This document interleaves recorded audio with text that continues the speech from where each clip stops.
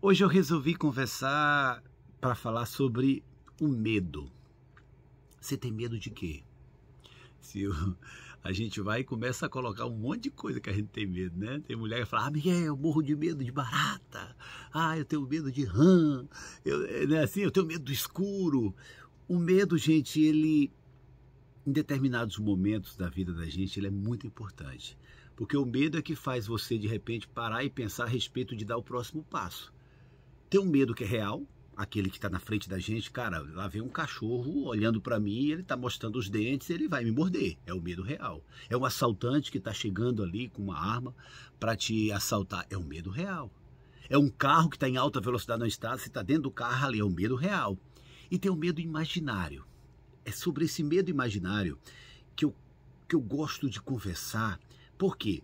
Uma coisa é eu me prevenir, eu me proteger a partir do medo imaginário. Outra coisa é o que o medo da minha cabeça pode provocar comigo.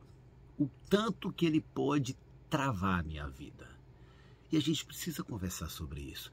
Gente, nas minhas terapias com os meus pacientes, obviamente atendendo uma etapa de questionamentos, eu busco a gente encarar esse medo. A gente ficar de frente com o que causa medo e começar a entender o processo. Por que isso causa medo? De onde vem esse medo? Porque existe, sim, pessoas que de repente travaram sua vida. Por quê? Porque passaram um relacionamento que foi super desgastante, gostaram muito de uma pessoa, se decepcionaram demais e hoje elas têm o quê? Medo disso acontecer novamente. Medo dessa situação se repetir, porque só ela sabe o que ela passou. Entende? Na pessoa ansiosa, o medo é uma coisa muito mais presente, mais comum.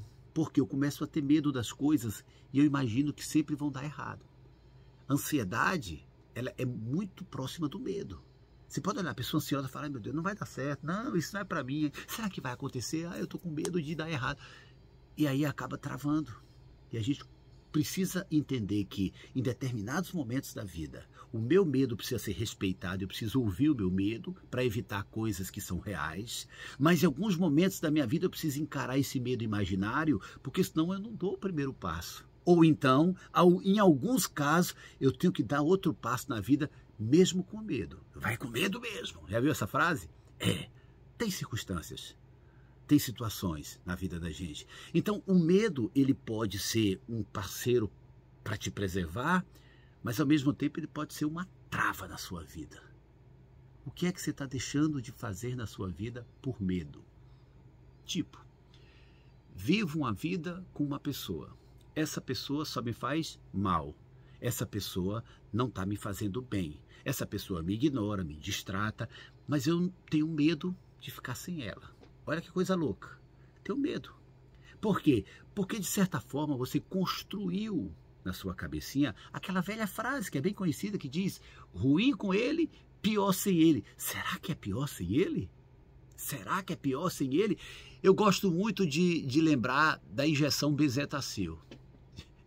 Você vê as associações que eu faço? Às vezes, de imediato, parece não ter nada, mas tem. Você já teve uma crise de garganta gigante? Eu já tive. Fechou, que nem um goto eu conseguia dar. E doía, e eu me sentia mal, e eu estava ruim, fui para o pronto-socorro, ruim. O médico falou, rapaz, tu vai ter que tomar uma Bezetacil. Eu sabia que a Bezetacil doía demais. Bora tomar a Bezetacil. Pei! Aplicou a Bezetacil. Era a dor da Bezetacil entrando e eu tendo uma melhoria na minha dor de garganta. O que isso quer dizer? Que aquela injeção que doeu demais naquela hora resolveu um problema que ia doer por muito tempo, que estava me causando muito mal. É a mesma coisa quando a gente tem medo, às vezes, de tomar uma decisão. É ruim com ele, é pior sem ele. Tá. Será que é melhor sentir uma dor forte, que é forte, muitas vezes, de uma vez só, e resolver definitivamente o problema? Essa é a pergunta. É claro que a gente precisa estar... Gente, a gente não pode dar passos na vida da gente de forma louca, assim, desorganizada, não. Aí a gente precisa organizar. Até para sair, até para dar um outro passo, eu preciso estar ciente disso. Galera, é tipo assim, a Bezetacil dói demais, mas resolve. Resolve.